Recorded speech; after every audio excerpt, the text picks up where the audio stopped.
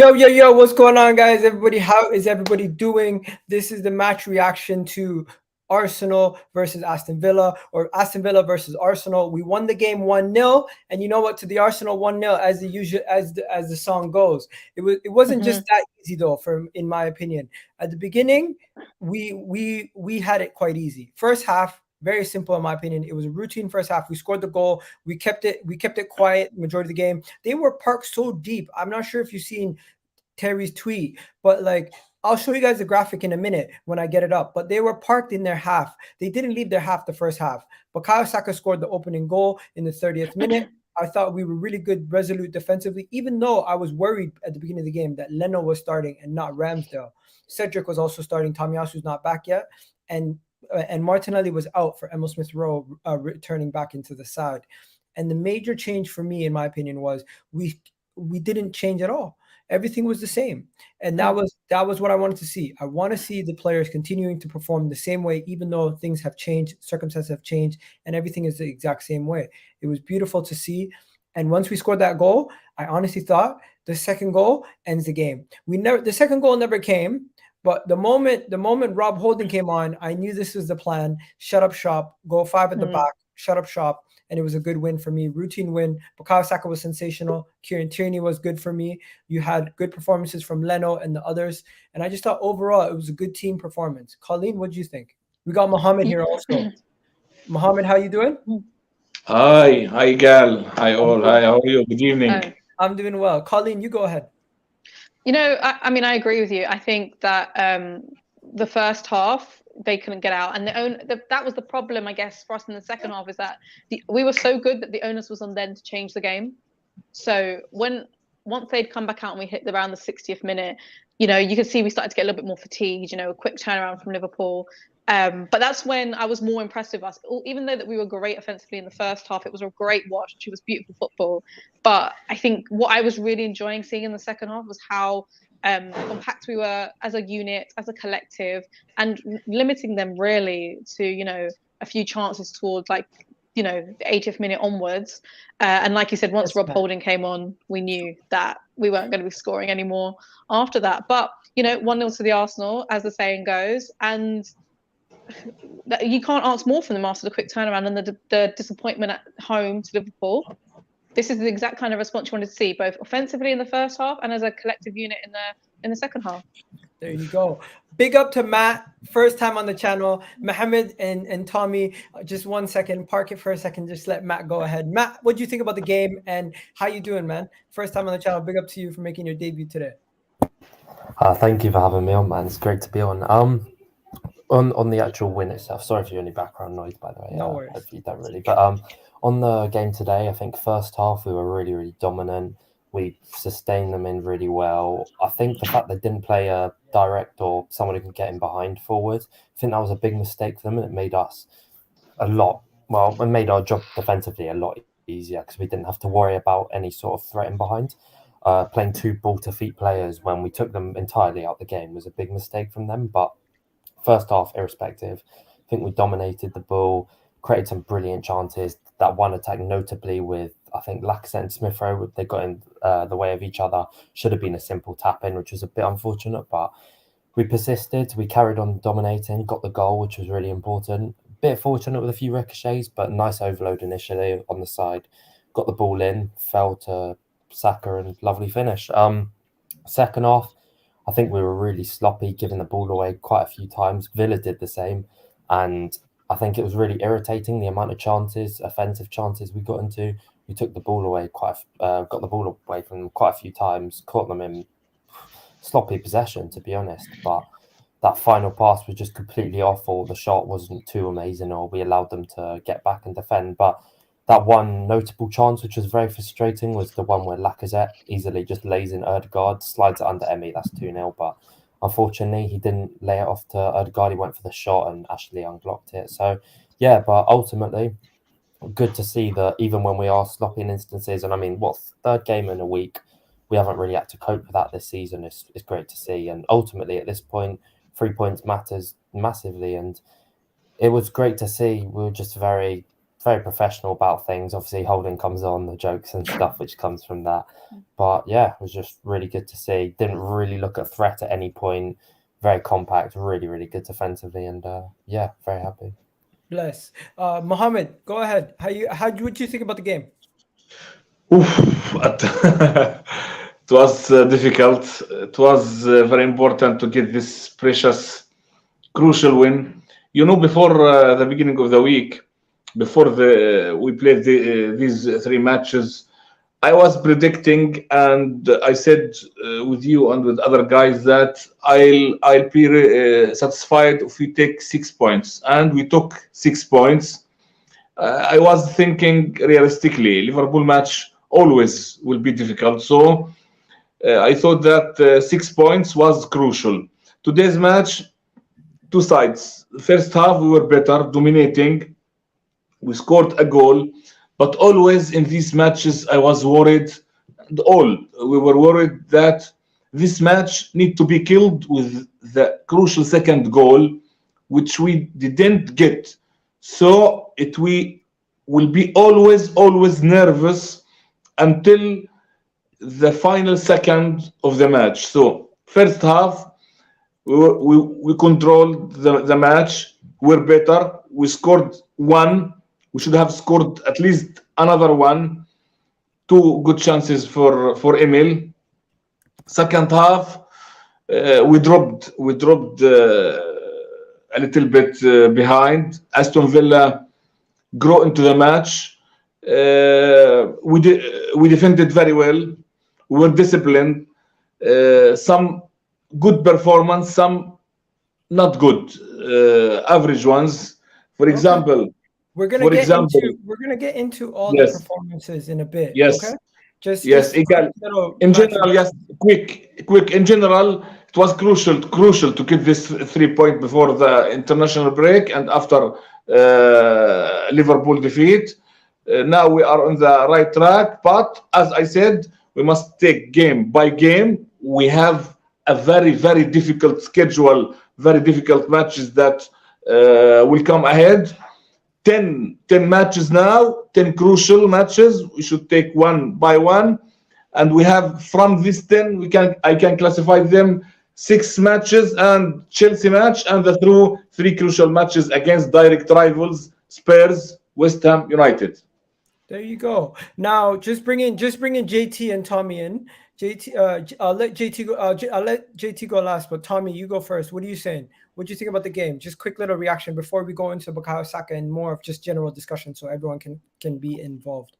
Good to bounce back. I wanted to see a reaction of the team because obviously we had to put the results, put that Liverpool result behind us. I just want to see how we bounced back, and we did. Like you said, we dominated them. I couldn't see Aston Villa troubling us. Watkins never caused us problems, and I thought they should have got more red cards. The way they were fouling our players, I'm thinking the ref is a joke, prick. He's such a joke. But yeah, we dominated the game. We played well. With good movement. Good finish by Saka.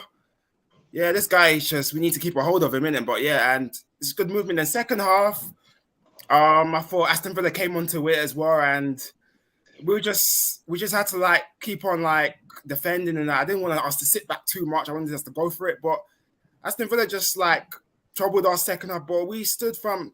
I would have taken a 1-0 win anyway, but and Leno made that. Even I'm not a fan of Leno anyway because I don't trust him, but he made a good save, and we move on. It's a good 3 points. It's good to bounce back.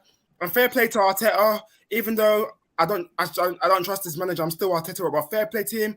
But I'm thinking when you put on Holding, I'm thinking Rob Holding, really seriously. But it worked. Wait, Tommy, are you not used to Rob Holding coming out to shore off games? Am I confused, guys? Isn't everyone used to Rob Holding coming on? Nah, he's not. We saw Holding many times come in the last minute when we were ahead. Do you guys not agree with me? Rob Holding finishing off the game was the right decision. Absolutely. Yeah, but I don't trust. Yeah, but he's got a mistake in him. I don't trust this guy at all. But like I said, he came on and he showed the defense. But yeah, I'm happy with the 3 points. let's obviously hopefully get this top 4 out of the way, but it's still a long way to go because we've got the North London derby coming up, and we don't do well at their place, Tottenham. Chelsea away, we don't really do well at Stamford Bridge. Man United at home, we've got a good home record against them, and hopefully we'll pam these lot. And always tough. Crystal Palace away, Brighton at home. These are Everton at home. These are all tough games, but we want to see how we do. We must Big up take to game you, by Tommy. game, Thank you game for by coming on, game. bro. Appreciate it, bro. Tommy, all the time. Talk to you next time soon. All right, JT, what you saying? Can you hear me? Yeah, we can hear you, bro. Okay, cool. Yeah. I'm gonna keep mine as short as possible. I'm happy we bounced back. Happy we got the win, and most importantly, 1-0 to the Arsenal. And I'm gonna leave it at that, man. My guy, big up to you, JT. Thank you for coming on, bro. I'm gonna do the rest of the show with just the people with the cameras on. Cool. But yeah, appreciate it for coming on. What do you think about Bukayo Saka and everything? Just before you go, man. Saka, he was effective today. I think when he got the ball, Big he up, was family. troubling. He was troubling. Who was their left back? Who was the Ashley Young? Oh, Ashley Young was a long day. Ashley Young wasn't so young today, was he? He was an old man today. That's who he was. ESR was amazing the whole game, up and down, round and round. Just everyone just did their job, right? I think everyone had a decent game. Some better than others, but I don't want to do up agenda. I think Leno was amazing, considering he hasn't played in how long. So I was just happy, and Arteta was tactically spot on today. He was very good himself. Yo, Curran's in the chat. Big up Curran. Saying Femi. Yo, big up JT. Don't know, bro. Thank you for coming on, man. Big up, man. Big up as well, my guy. Always. Yo, Femi's in the house. Big up, Femi. We got the crew back together. How you been, man? My guy is literally fighting the whole world to make sure people do not put any misinformation out there. What have you been up to, man? You know, it's just crazy because it's like I thought, like, I knew this day would come. Like, when it came to like how Arsenal, I didn't think we would be. I didn't think we were gonna finish top 4. It's still kind of, we'll see. We have 10 games, but I knew we were gonna play well this season. That was no concern for me. And the amount of, I don't want to call it hate. I just think it's like the amount of people that thought that I was just talking out of blind faith. It was just kind of like, oh, you're deluded. You're this. Like, I think the last time I was here, there was one specific person that spent the entire time saying that everything I was saying was deluded. And it's like now, what, months later, now everyone's all of a sudden like, oh, where did this come from? When it's like, guys, it's read between the lines. Like, the things that we were struggling with had nothing to do with structure. It had nothing to do with, like, like you could see it. You could see, like, every day, the more these guys played, the more they were familiar with, like, the tactics and what their role is. It gets to a point where when you're comfortable knowing that, okay, when I do this, this player does that. If I'm here, he's going to be here. So, you know, now that, like, we see players like Odegaard and Partey, people say, like, oh, they found their footing. I don't think that's what it is. I think it's, they know where everyone's going to be. So it's not a matter of, okay, I'm going to, while I'm getting pressed, I'm going to start looking around. It's like, no, I know Saka's going to be right there. I know Cedric's going to be over there. I know, worst case scenario, I'm going to turn around and Ben White's going to be there to support me.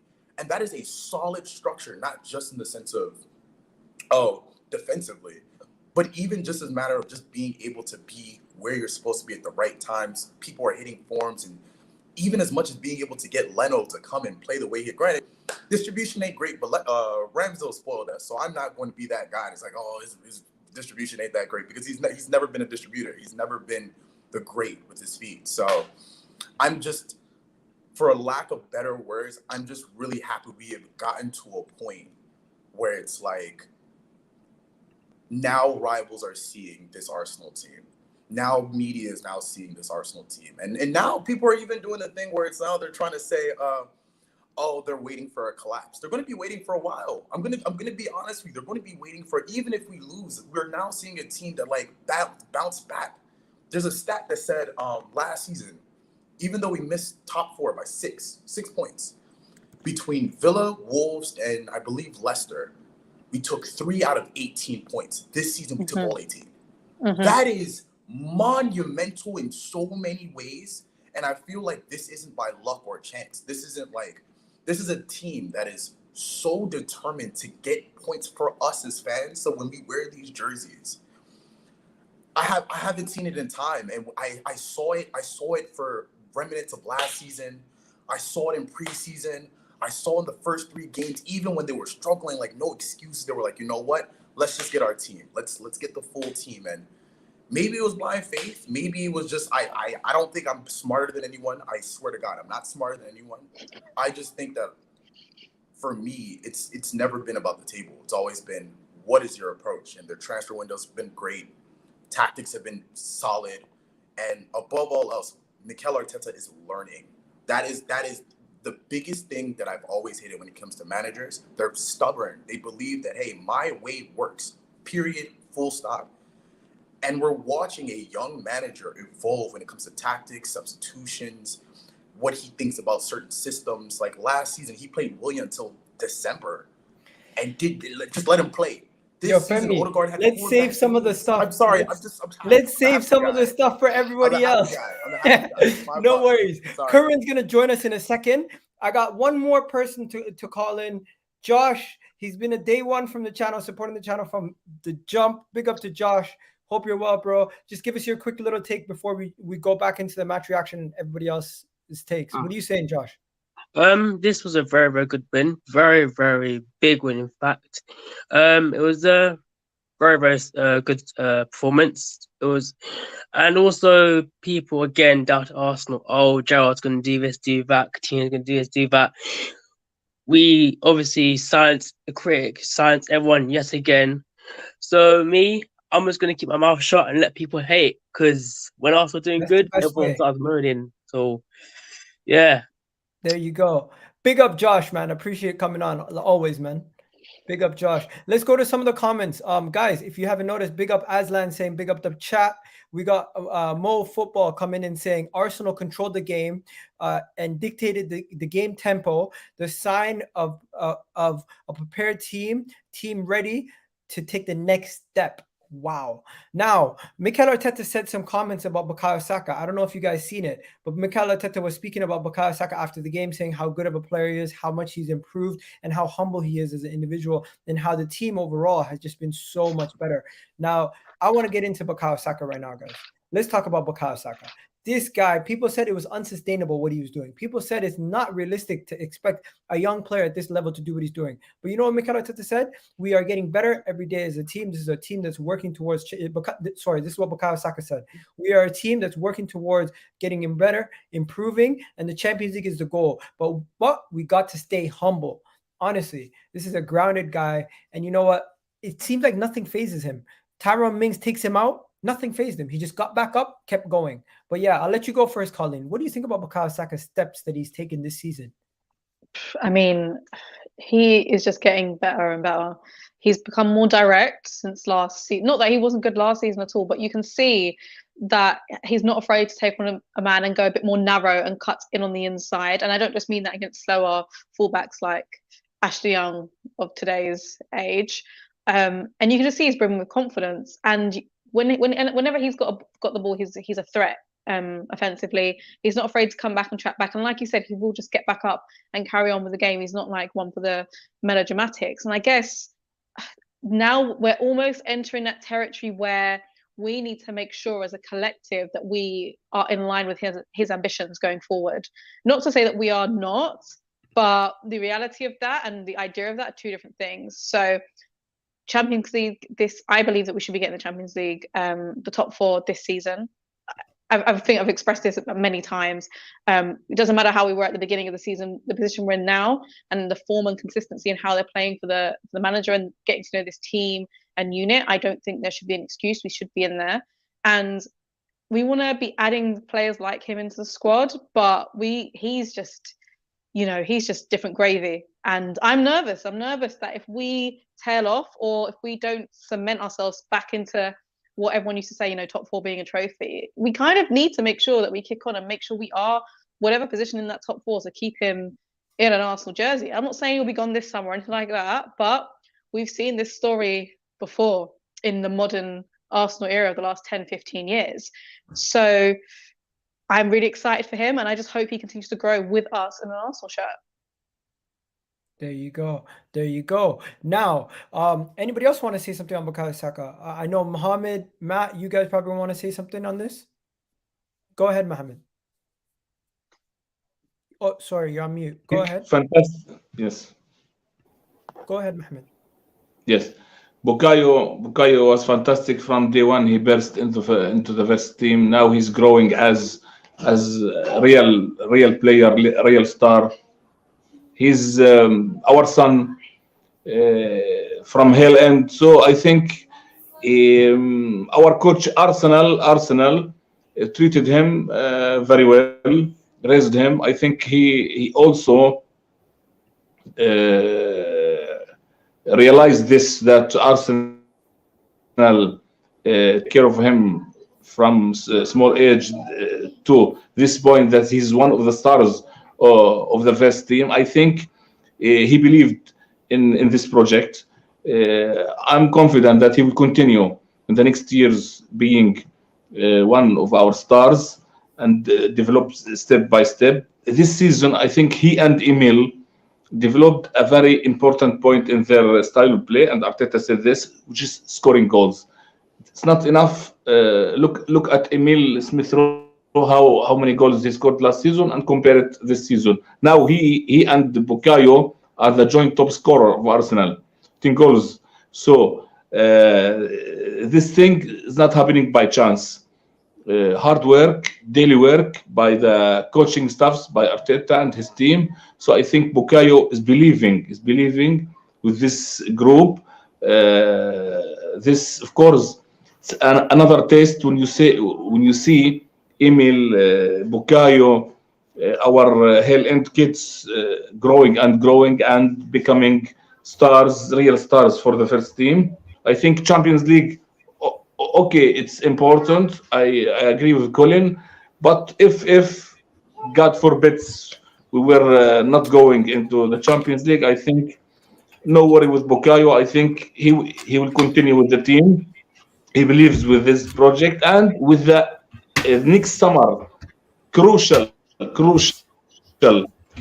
in the attacking department and in midfield, with Bukayo, with Emil, with the all group that we have. I think we will go to the next level soon. We are in the right direction with this new culture that Arteta now imposes with the group. Look at the unity. Look at the harmony of the team inside the pitch, outside the pitch.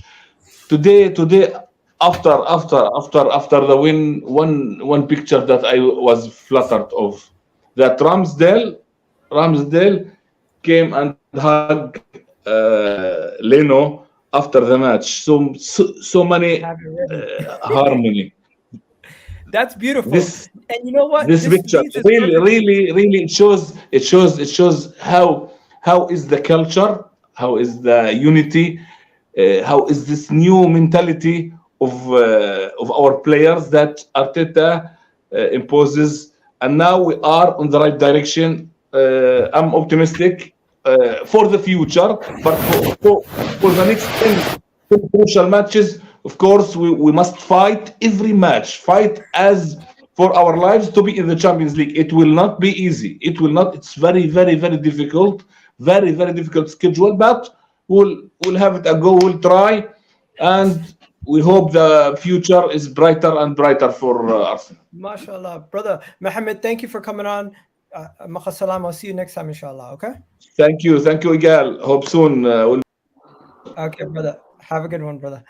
Curran's in the house. Big up, Curran. I was just gonna go to Matt though, just before you go to Matt. So I'm still gonna go to Matt. Go to Matt. Matt, talk to me, man.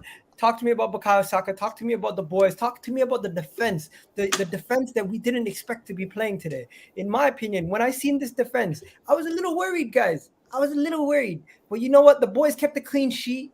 They kept it going. And I want to talk about this right now because we could talk about Bukayo Saka all day, every day. But I found this surprising too. We kept a clean sheet with these guys in our back line. Did you guys think we would be able to do it? Because I personally thought it was going to be like a 2-1 or 3-1 game. I thought we were going to concede away from home, but all I cared about was the 3 points. But to get the clean sheet, it's the icing on top. You saw Raul Holding come in, right? That's it. It's over. It was fine. Robbie Holding, and he comes in, he says, game done. So, no worries. No worries. Okay, what about you, Matt? I mean, I'll start very briefly on Saka. I mean, everything's really been said about him. The levels he's taken this season, obviously since the unfortunate Euro moment, I think it's just, honestly, any sort of hate or any sort of negativity has just propelled him to another level. He's really thrived off that. I mean, he's versatile, but he's not just versatile. He's versatile to a world-class level. One-on-one, I've not really seen someone more you're going to beat the man than him. He's just so secure with the ball. He starts off the touchline, but gets so quickly into the penalty area and just is a very scary player, really, to play. He's improved a lot with his finishing. That finish against Newcastle was one which I really liked. A very powerful low strike. And he's just shown, he's just got everything, really, for a 20-year-old. I think he's one of the most developed youngsters in the world, to be honest. And then on the defence itself, I mean, when I first saw Leno was playing, I mean, I heard last night there were rumours of Leno playing because FPL, whatever else, had said that Ramsdale wasn't in their side. So kind of gave me an indication. But, I mean, fair play to Leno. He's been a great professional, which is always what you need, particularly in the unity we have in the squad. Never complained, never whatever else. I mean, admittedly, the last 25, 30 minutes was very frustrating because, as we know, he's very limited with this distribution. Also found it interesting how we just completely ignored him in build-up and everything. Not that we really needed to, as, it's been noted quite a few times that Villa didn't really press us high up, which I think they probably should have adapted their game plan to do so, because we know, if Leno's under pressure, you're more likely to win second balls and stuff than if we're building out from the back. But regardless, he made that very important save. And I think one really important thing to note as well is you're saying we kept a clean sheet with our back four. But it's not just a clean sheet. They had one shot on target in the 90th minute from a silly given away free kick. They didn't have I didn't realize that. a single attack in the game where you were like, all right, we might concede here. It was incredibly convincing. Gabriel, his aerial presence, White once again. I mean, I'm not sure how many more great performances he needs for the neutral or for the biased media to, carry on running agendas on him, but don't really count on it. They're not going to stop. People have agendas over facts, but I just want to point out one thing. When you said Villa didn't really come on to us, this was their first half positioning. Just to go to show you, they were sitting back the whole game. Not the whole game, but like the first half at least. This was how they were positioned in the first half. Anyone want to touch on this quickly? Because this is ridiculous in my opinion. Femi. That's what sustained pressure looks like. I think there's this really bad connotation people do where it's like, oh, teams do not play well, instead of us doing things to nullify the good things teams can do. I think that when I remember it was Arteta that said this one thing at the end of, I believe it was the Watford game. He's like, in order to kill a game, you need about 700 to 1,000 passes. You have to do that and continue to apply pressure. I think with us, what makes our team so deadly is even though we're so secure with the ball, we like pressure. I mean, we like having the ball. We like having possession. We're probably one of the scariest counterattack teams in the league, especially when you look at the fact that we're strategically pressing. We're not pressing every man. We're not running to each person, but we're trapping people where it's like, okay, if you pass the ball to a certain angle, we're gonna cut off the lane, so you're gonna have to do something yourself. And even if you beat the first two men, the third, fourth men are coming. They take the ball and they're already on the counter. We don't have the counter. We turn around, we start recycling it, and we go right back into our possession-based football, which is as close to complete football, bar Lacazette not being in the box 18 times out of 10 when you need him there. It's just their positioning is just more of what we're doing and less of because they want to attack. They're also a counterattack team. They like possession, but you can't when you have a beast like Partey in the middle. You literally can't take the ball off him, and then you have Ben White, Gabriel. Yeah, Femi, I hear you. We're gonna talk about Partey and all these guys in a second. Let's just go to Curran, and then I'm gonna bring it back to everybody again. Curran, what are you saying? Talk to me, man. How you feeling? Well, it's just a standard 12:30 walk in the park, 3 points. I love Not it. really. Let's go, bro. Really Come on. It's not really that big a deal. Seriously, I just don't care anymore. Like, honestly, the whole thing was Liverpool was this massive hype. Oh my God, we lost to Liverpool. And I'm sorry, every team loses to the only team that isn't in this top 4 race that beat Liverpool was West Ham, and they're not in it. Spurs fluked a 2-2 draw against them at White Hart Lane. Fair enough, you lost to Burnley. Doesn't really matter. Like, if you can't do things in a consistent manner, but this is the kind of game that we need to be winning. Outside the big six, you have to look and make sure you are the best out of the rest in terms of making sure you get those wins consistently. We don't draw games. We either win, we lose. We've drawn 3 times this year. We have the same amount of wins as Chelsea, which no one's talking about this season. We have a similar style of play that it can be replicated time and time again. There's no more Emery trinking around every single game with formation, 3 at the back, 4 at the back, 5 at the back, going 3 up top, going 2 up top. Even earlier in the season, we were going Lacazette and Aubameyang up top. We have a set way of play, a set 11. Everyone knows what they're going to be. We had injuries today, players came in, they knew their roles. It's very simple. People saw the lineup today. The only thing I had was like Leno just going to look at Emi and be like, "This is my revenge game." That's the only thing I had with this game. I didn't really care about this game. This game was what it was. There was not a moment in this game where I was like, "Oh, I'm like, we're gonna drop points." Not a moment in this game. I think the Ings chance where he kind of headed it over the bar, and that chance that ricocheted off. I think it was Tini or Gabriel. I can't remember. That hit the post. I think that was the 2 main chances. Obviously, Coutinho chance at the end, but look, it's. I mean, this is a great comment here. It's a results business. We won the game. It is what it is. I mean, the easy. We said on our show the easy way to get at this Villa team is there's no Digne. Young is there. Saka's going to be there. That was the battle. We had Thomason and Granit in the middle. In the middle, the only 2 games we've lost, 2 teams we've lost against are City and Liverpool, and we lost to Everton on Granit's return. That's the major thing in this team. If both those 2 are together, we don't lose that often. It's not something that happens very often. And look, I'm not happy with Laca either. I think a lot of people have been going too far one side or the other. I think he's not good enough to go forward. If you want to keep him on as a backup, that's your opinion. I don't have that opinion. I think we have so many strikers in the club at this moment in time. There's no need to keep him on. But in terms of top 4, look, Egal, you were with me. What day did I say we were going to get top 4? I think you said it in. Am I mistaken to say you said it like November time? August the 11th. No, but I remember the video that I'm talking about is with Terry and Lee and everybody. Yeah, no, but the video that we were together was November, but I said it August 11th. I said it. Oh yeah. You said it before the season on your channel. Before the season, I said it after Man City. I said it in November before Man United. I don't think I've ever did. You haven't wavered at all, ever, because there was no need to. United were going to be crap.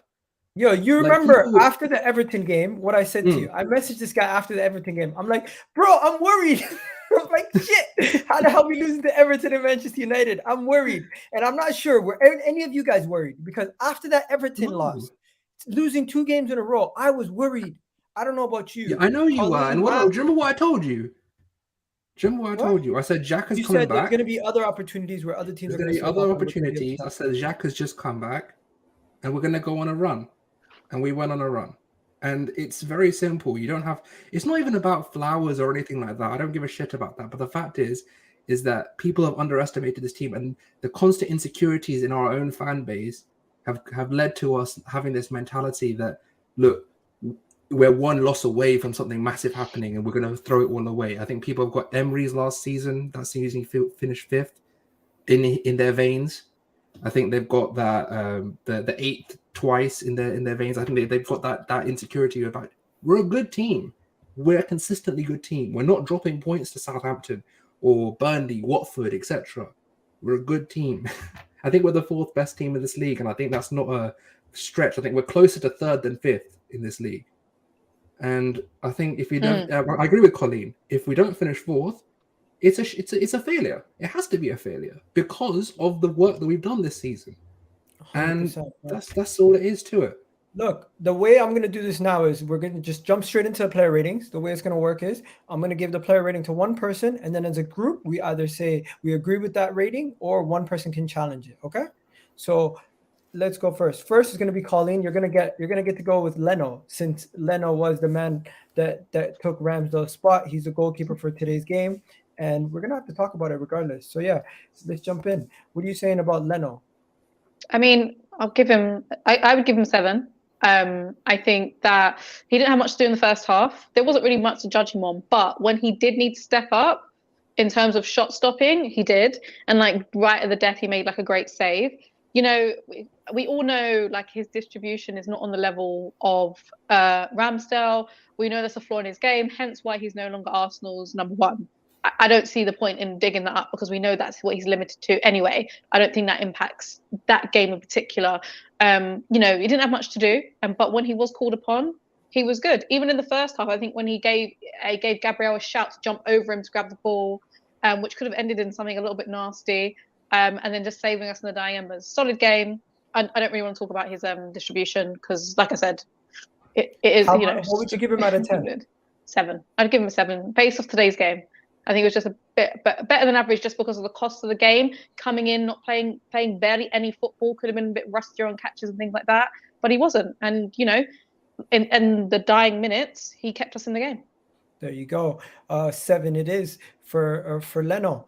And if you guys don't know, then anyone disagree with that? No? Everyone agrees? I think some people would even say you could possibly give him higher because of the final save, but I think he didn't have much to do, so 7 is fair. Next, we're gonna go to Cedric. Just so you know, little backstory about Cedric. Cedric, Colleen, you said it. You said, you know what, I trust Cedric or something like that in one of the videos that we did a couple weeks back. And since then, Cedric has been spotless. So I'm not sure. What I would give him, but I think overall, I'm just going to take Cedric. I'm going to give him a 7. I very much doubted if he would be able to do it for a long period of time with Tomiyasu out. I thought this whole time we're going to need Tomiyasu back very, very soon, and I've been crying for Tomiyasu to come back. But you know what? Cedric hasn't put a foot wrong. Cedric Suarez has been really good, and you know what? He's back in the national team. So shout out to Cedric. Big up to him for what he's been doing. And you know what? I think overall, I got to give him a 7. Do you guys disagree? No, everyone agrees. Solid. There you go. And some people agree with you with the Leno. Now moving on, I'm going to give Matt, I'm going to give you Ben White. What do you think about Ben White's performance, and what do you rate him out of 10? I think I'm going to give him an 8. I think he was really, really solid all round. Made a few passes which were really good. Just defended his box so well, which obviously some people question big time. I don't think they questioned the passing side of his game or the ball carrying. Whether they knew how good that was, I'm not too sure. But particularly after that Ivan Toney first game, everyone was all into him. Like, oh, this guy's so bad aerially. He's going to get dominated by every defender. Since then, he's come to Turf Moor, kept a clean sheet. Played against Kane, Callum Wilson, Broha, bunch of big target men, which are annoying players to play and like to give defenders a tough time. Watkins again. But just stayed really solid, really strong. And him and Gabriel have just been absolutely superb this season. So, yeah, 8. There you go. 8 for Ben White. I personally would have given him I don't mind with an 8, but I think 7, 7.5, 8, same thing in my opinion at this point. He's performing outstanding regardless.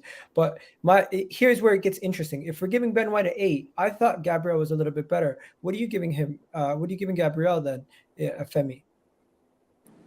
Oh, I think that's where the 7 should go. I think 8 is where, like, I think as a partnership, if once you understand their roles and you understand like what they're meant to be doing, both in possession as well as defending, both like counters and making sure you're like in certain areas at certain times, like I'm really loving forming their partnership that's happening. I do wish that Gabriel was a bit better on the ball.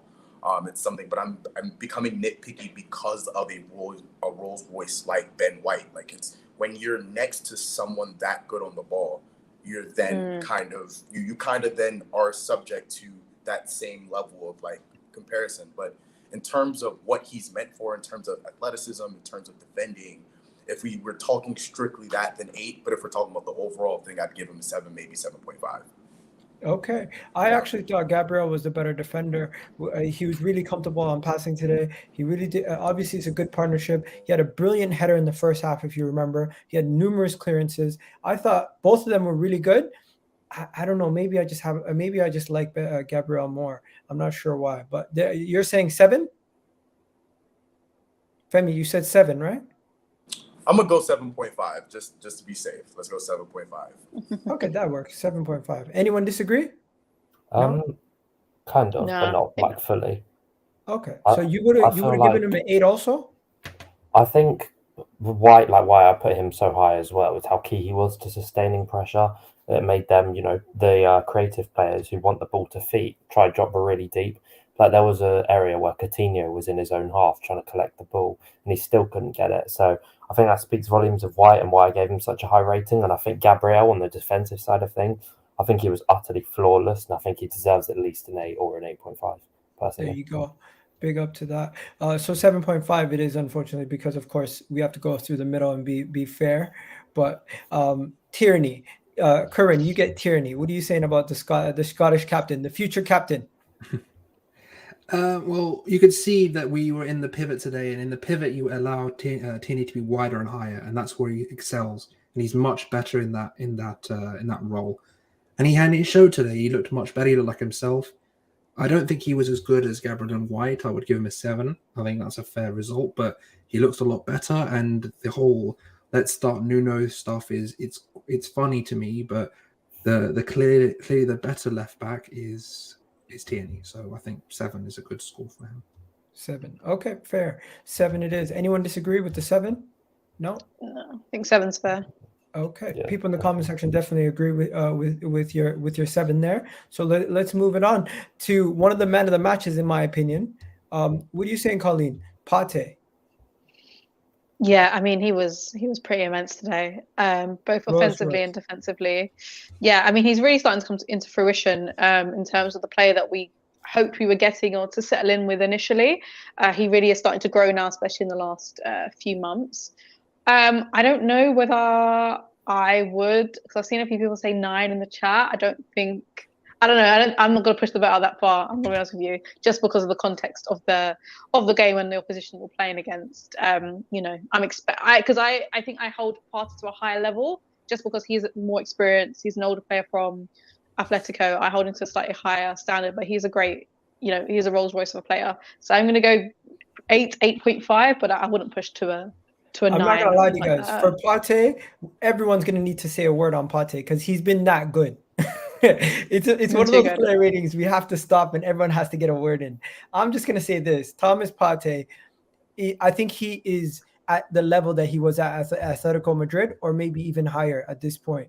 The way he's currently playing and the current form he's on, this is the best I've ever seen him in his career at Arsenal, and this might be the best he's ever been in his career, basically being a lone 6, because at Atletico Madrid it was a different system where he was not fully dependent on as much as he is right now. So based on that, I would fully agree with you, Colleen. And anyone who is giving him a 9 or anyone who's very generous in giving him a 10, I think we got to hold those off for special moments where somebody gets a hat trick or absolutely destroys the midfield and wins a game by themselves. But yeah, 8, I fully agree. What do you think about that, Matt? I think 8.5 is a fair score. I think he was brilliant, and I mean, it's just a joy to watch at the moment. Every game you go into, he's so press resistant, so ideal. Like, he'll drop deep, pick up the ball, carry it for a bit.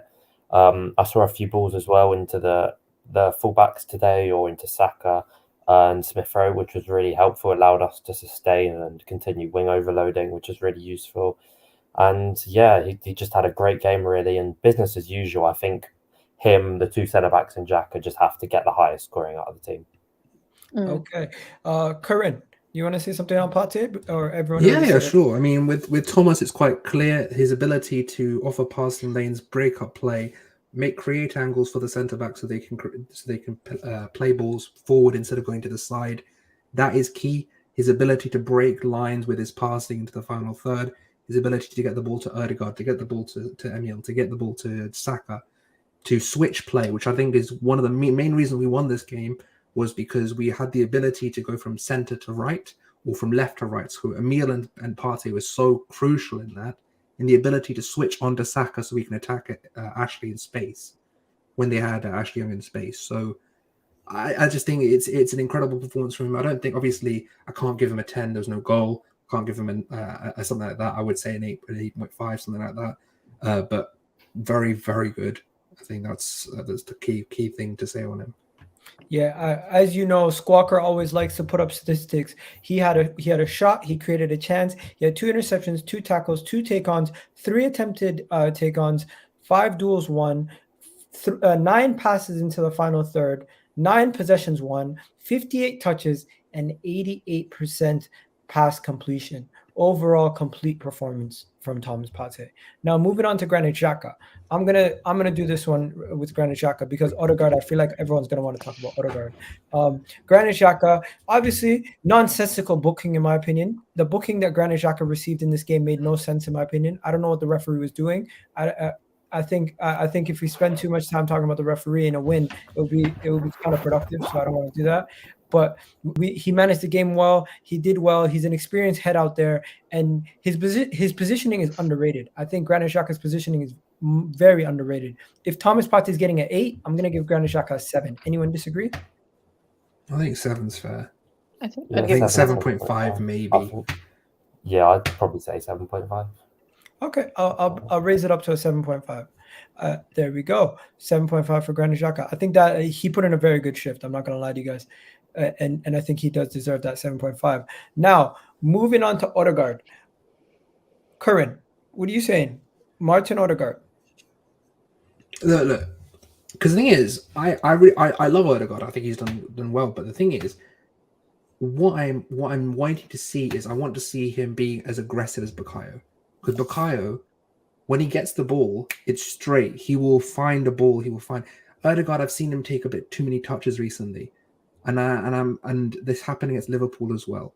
And in the big games, you need to be able to just go, that's it. That's the ball. That's what I need. This is where I need to put the ball. And I think that he had a very good game. He was defensively very, very secure, and especially in the block.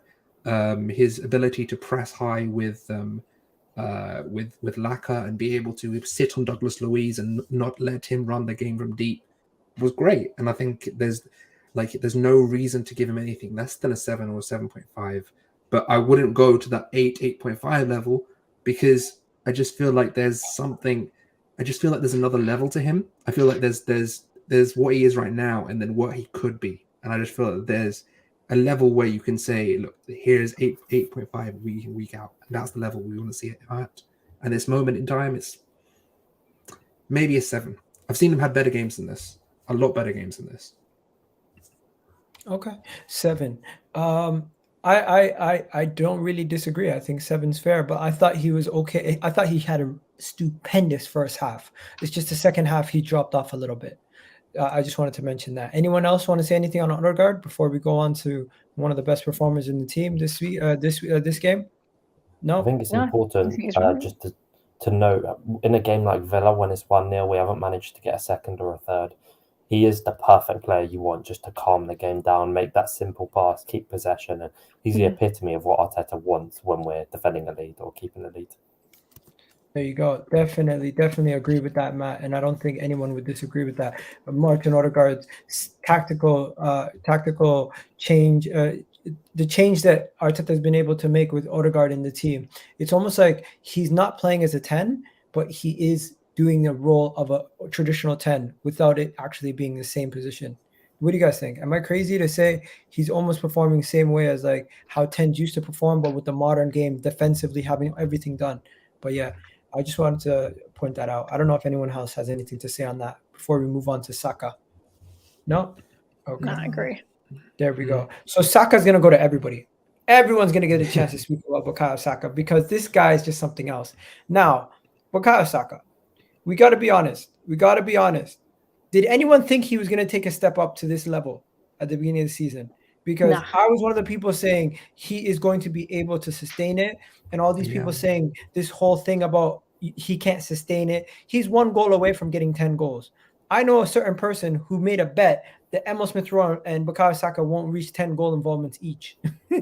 So definitely losing that bet, whoever made that bet. But I'm winning that bet. You know what I mean? But yeah, let's go. Bukayo Saka, what are you saying, Colleen? You seem very happy the moment you seen his face. I mean, we spoke about it earlier, but I'm running out of adjectives for the boy. He's a quality player, and I just love the way he's just kicked on. I didn't think he would, not that he's saying that he had a bad season last season, that's not the case. I just didn't think he would kick on to the lengths that he has done. He's much more direct now. I love the way he now cuts in and can go much more narrow. And it's like what you alluded to, what you wanted to see more from Odegaard, Curran, is that you want to see him be a little bit more direct. And, you know, he's starting to become a bit of a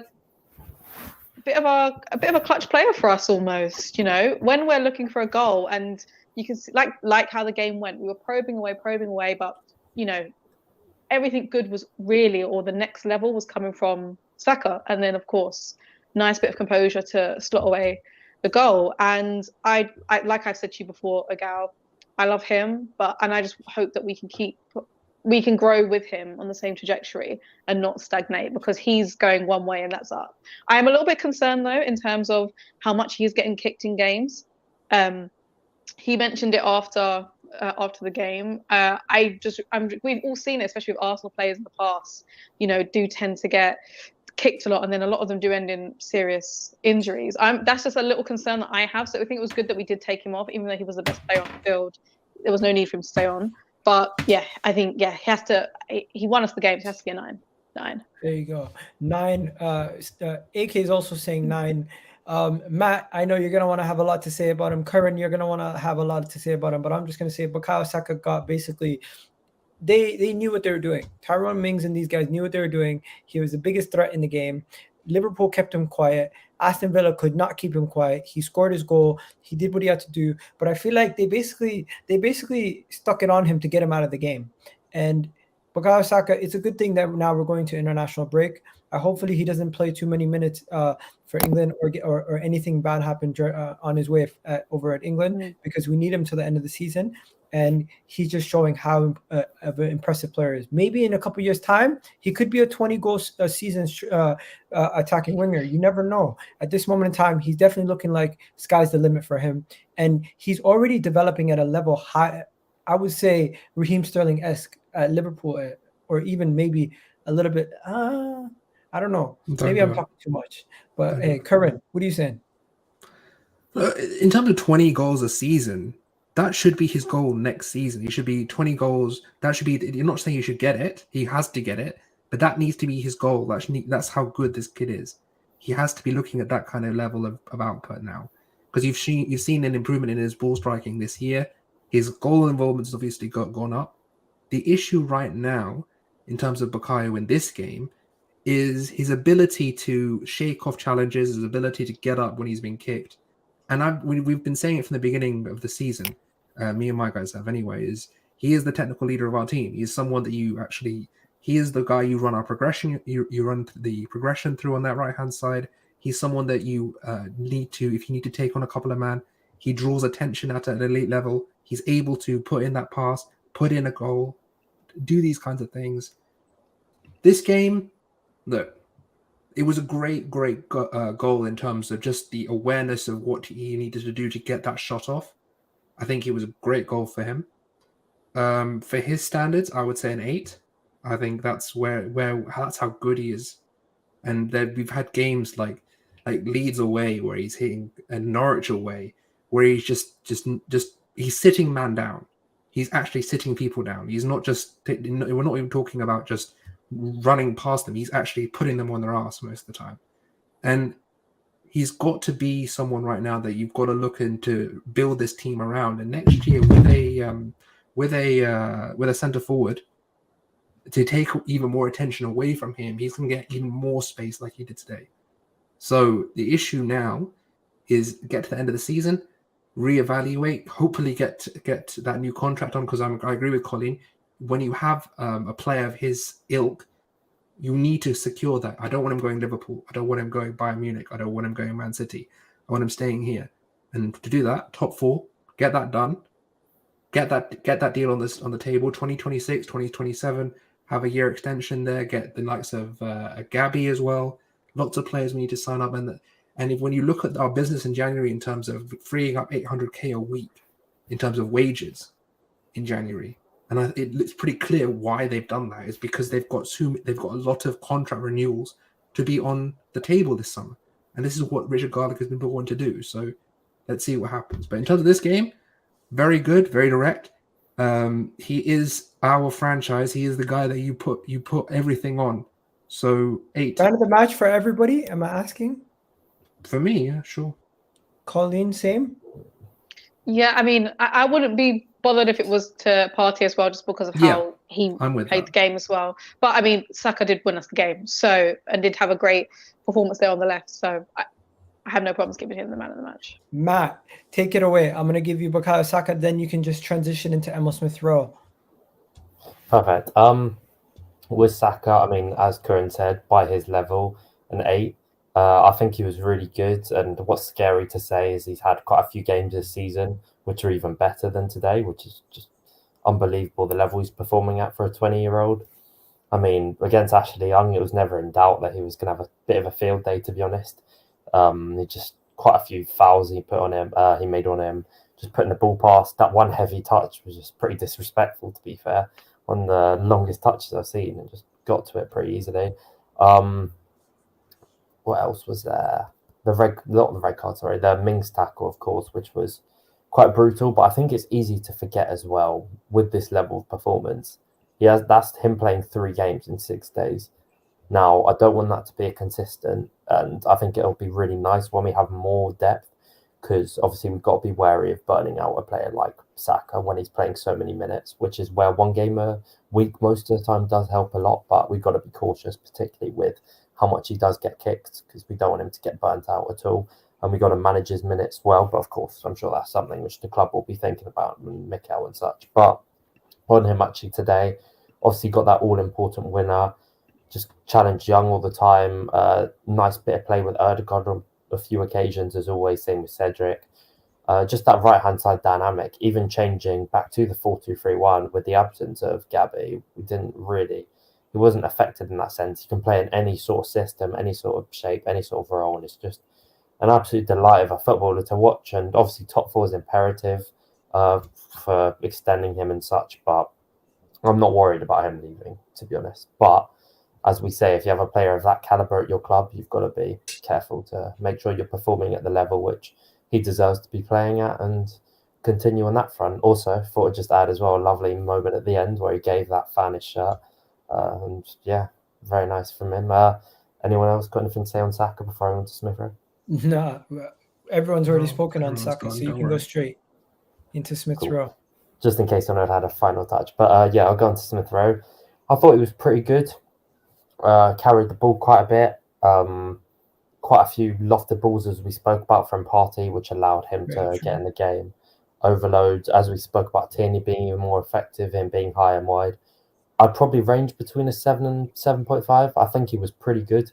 He wasn't like standout good, but I think he did a good job. He brought quite a few free kicks in the second half as well, which is very useful for, when Villa are trying to apply pressure and sustain on us, because there were moments in that game. I think it was about a 5-10 minute period on and off where they were trying to sustain on us, and we couldn't really get the ball away to one of our men, and we were just giving the ball away sloppily. So I think buying a few free kicks in that regard, probably 2 or 3, maybe 4, really good maturity for I think 21, 19. I'm not too sure of age, but yeah. I think I would have given him a 7 personally. What do you guys think? 7 or 7.5? I think 7.5, because you know why? Is because the fact is his balls in terms of a crossfield balls to Bukayo is what unleashed that right hand side. Him and Xhaka having the ability to see that there's space after building up on the left to go right is what allowed Saka to be so good. So to say that it's like, okay, I think he was ability to as well in terms of carrying out the block. So when he got the ball back, his ability to run with the ball, evade dribbles, and get out, especially in that second half, was very, very crucial in terms of being able to dictate how we get out of the block and slow the pace down of the game when we needed to. So personally, I'm at 7.5 personally. Okay. Just before we move on, the last person is going to be Lacazette. And there is moments in the game where you just wonder to yourself, what is he thinking? Because I love Lacazette and what he's been doing over the last couple of weeks. I really do appreciate what he does and how hard he works. But he went for glory in this shot to end the game, make it 2-0. Could have just passed it off. It would have ended the game for us. Odegaard could have slaughtered it away. I personally think at least he made the wrong decision here. What do you guys think? 100%. He made the wrong decision 100%. there. Yeah. Lacazette. I like Lacazette because I think I'm assessing him based on the fact that we know he's limited. Like, you know, we have to accept in part that he's not going to be scoring us 20 goals a season.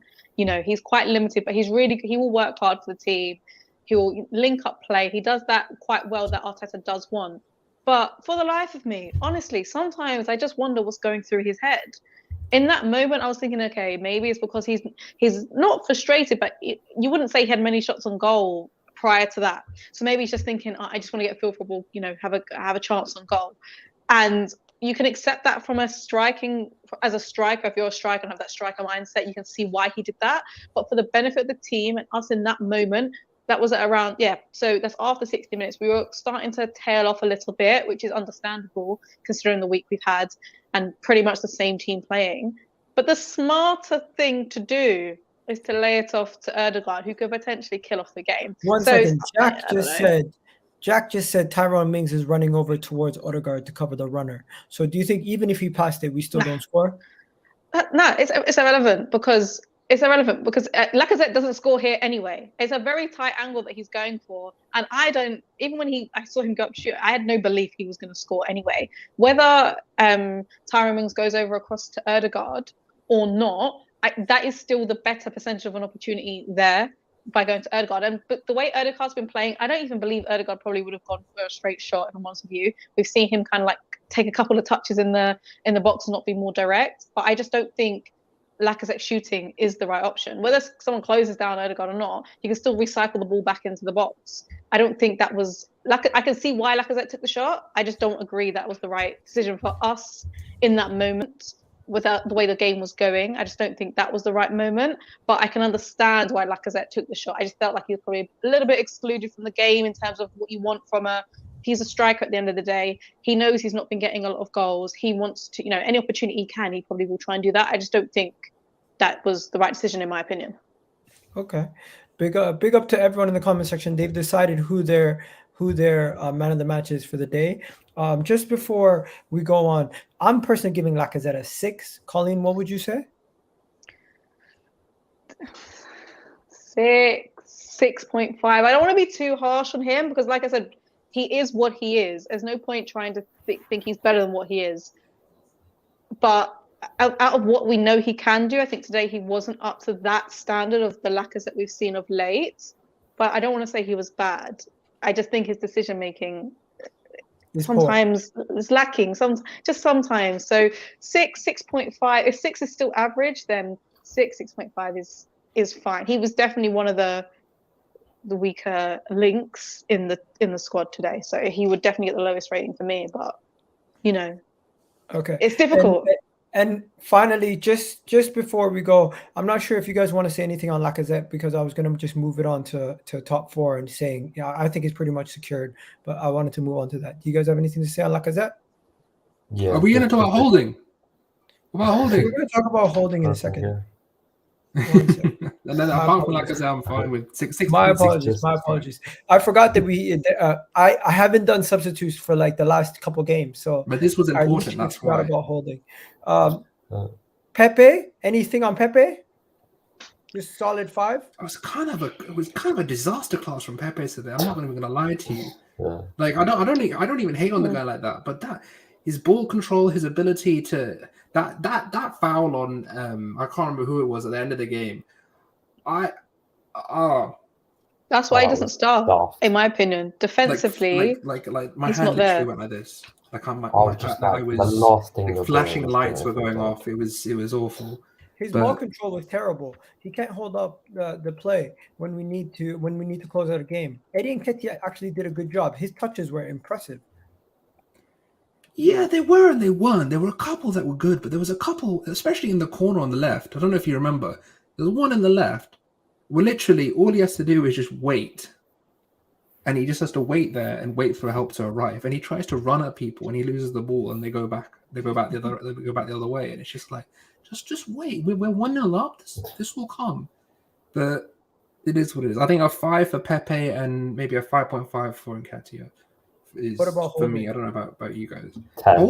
Holding did his job. Okay, Holding came on. He notioned the 5-3-2, and that was it. It was done. So I have an unpopular opinion. He was on not long enough to actually rate, in my opinion. Definitely. no, sorry, not 5-3-2, 5-2-3, because obviously the pivot was the same, and then the front three were the same. I mean, you know what it is? It's for what? 10 minutes?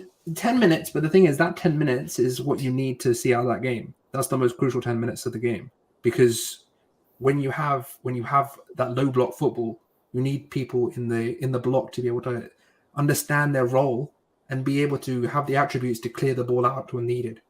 And he did that. So I don't know. Okay. Maybe a 6.5 or something like that. Honestly, I'm not gonna lie to you. I don't really do substitutes too often, because unless they actually do something. But as of late, we haven't really had to rate substitutes too often. Let's be honest. It's been very quiet.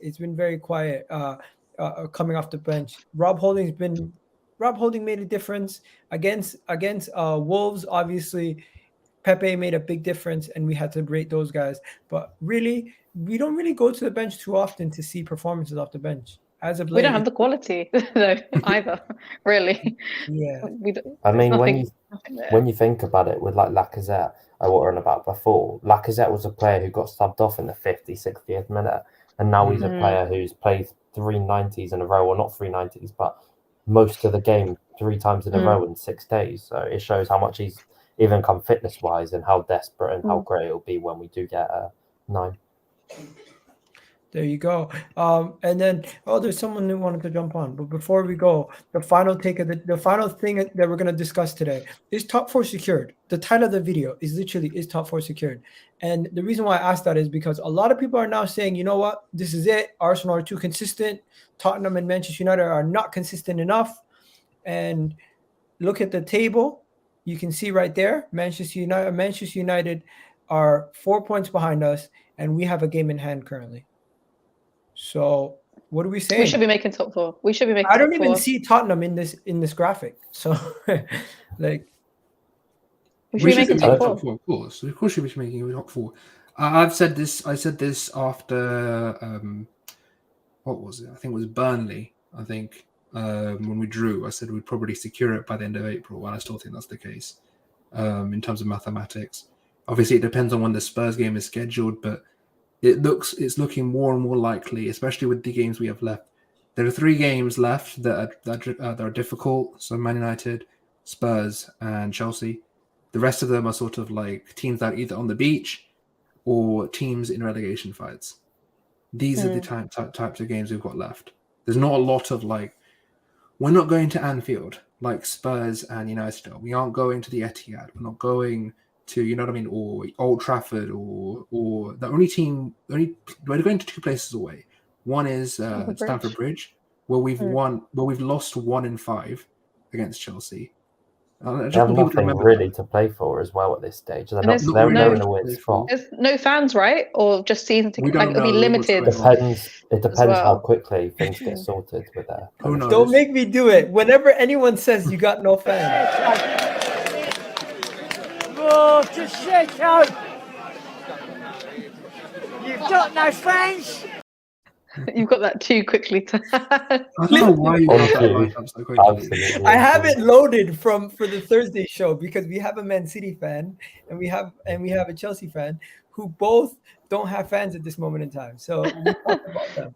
But yeah, the main thing is there's 3 games left in terms of difficulty. You don't lose or win top 4 on those games. We have 3 games left in this 4-game run now. We've got Brighton, Palace, and Southampton. I think Palace is next. That needs to be 1. We've got Brighton after that. That needs to be 1, and we've got Southampton after that. That needs to be 1. 9 points there, and we're almost there, guys. We're almost there because even if you look at this United game, obviously there's this whole turnaround issue, but the thing is they're not playing an easy game either. They're playing Liverpool. They're playing Liverpool and then us. We're playing Chelsea then them. So we'll see. Facts. And they're just not that good a team. Joining us so late in the video, but I know. Just give us your take, bro. We've been going for an hour and 10 minutes, so some of the guys gotta go. But yeah, what do you say? Sorry, guys. I would say big win today. Obviously, it was nice this week. Usually after a loss, we usually have another difficult game. But this time we bounced back after a loss straight away. So big win, clean sheet. Obviously, everyone was a bit worried about seeing Leno in the starting lineup as well. I was definitely a little bit worried, and you could see it definitely changed how we played from the back. But clean sheet, I can't be mad at him. In terms of Thomas Partey, he has to be the man of the match. The party don't start and the party no finish. That's it definitely stopped for you. Did I breathe? Okay, sorry. Now, in terms of that, he's so integral to how we set up as a team because he gets the ball in tight spaces, whether he needs to drop the shoulder, whether he needs to cover the ball. Like he doesn't lose the ball as much as he was used to before, and his decision making right now, incredible, man. That guy, if he gets injured, I don't know what happens for the rest of our team. If I'm honest, right now, he's so crucial. You know what happens? We find another solution because this team right now, the way that we're playing, I trust the manager and I trust the team to find another solution in the case of adversity.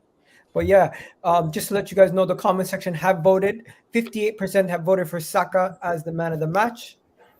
Just before we go, Partey was 33%, so it's very large discrepancy, and I think it deservedly so. Saka was the man of the match in my opinion. But yeah, we're gonna wrap it up here. Big up Curran, big up Matt, big up everyone who's joined us. Matt, did you have something to say before we go? Nah, that's about it really. There you go. Top 4, we move. There you go. Let's go. Big 3 points. As you guys can see, there it is. We're currently in the top 4. We're gonna get Champions League football. And I am not worried. Are you guys worried? Never was. No. I mean, the team definitely aren't, and that's all that matters because they just keep taking it game by game and just waiting for the Amazon series now.